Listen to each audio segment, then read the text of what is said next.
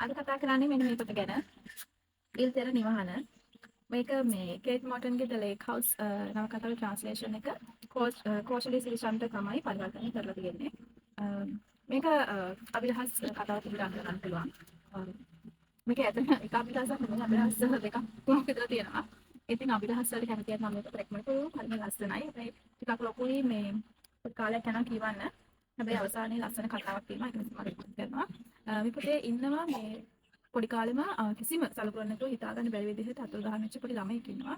ඊට පස්සේ මේ ලස්සන පවුලකට අයිති වෙච්ච මේ ලොකු විශාල මේ විල් තෙල ගාව තියෙන ලස්සන නිවසක් තියෙනවා. නිවසක් වල මේක ඇවිල්ලා මහා මන්දිරයක් වගේ එකක්. ඒ අතහැරලා දාපු මේ බංගලාව තියෙනවා. ඊට පස්සේ අවුරුදු 70ක් වෙලා දැන් මේ අභිරහස තාම විසඳගන්න බැරි වෙලා තියෙනවා. ඉතින් තමන් වැඩි කාලයක් කියලා හිතාගෙන අවුරුදු 70ක් පුරාවටම දුක් විඳින ගෑනු ළමෙක් ඉන්නවා. ඉතින් දැන් ඒ ගෑනු ළමයා ගොඩක් වයසට ගිහිල්ලා ඉන්නේ. එයා තමයි මේක ප්‍රධාන චරිතය. ඇලිස් කියලා. එයාත් ලේඛිකාවක්. ඒ වගේම තව මේකේ ඉන්නවා මේ අභිරහස විසඳන්න අහම්බෙන් වගේ පැති වෙච්ච මේ රහස් පරීක්ෂක ගෑනු ළමෙක් සෙයිඩි කියලා.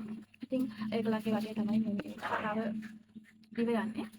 කෝන්වල් කියන ගමේ තියෙන මේ එව්ටන් පාලට අයත් ලොවැතන් නිවස තමයි මේ අභිරහස් සිද්ධ වෙන්නේ. ඉතින් ඒ නිවස වටා මැදි කරගෙන තමයි කතාව ගලාගෙන යන්නේ. කොහොමද වර්තමානයයි අනාගතයයි දෙක මික්ස් වෙවි ඒ දෙක අතර දෝලණය වෙමින් තමයි කතාව යන්නේ. ඉතින් හරි ලස්සනයි. ඔය විදිහට තමයි කතාව පසු වෙන තියෙන්නේ. කියන්නේ මේ කතාවේ මේ මුල ටික හරියම මේ හිමීට තමයි යන්නේ. හිමීට මේ ඉවසීමෙන් කියවනවා. මොකද මේකේ පරිසර වර්ණනා ගොඩාක් දීර්ඝ වශයෙන් විස්තර කරලා තියෙනවා. සමහර සිතුවිලි දීර්ඝ වශයෙන් විස්තර කරලා තියෙනවා. මුලින් කියවගෙන යද්දී පොඩක් තේරෙන්නේ නැති ගතියක් තියෙනවා. මොකද අතීතය වර්තමානයයි අතරමැද මාවෙවි යන්නේ කැරක්ටර්ස් ටික පොඩක් පිළිවෙලට හඳුනගන්න ටිකක් කියවන්න වෙනවා.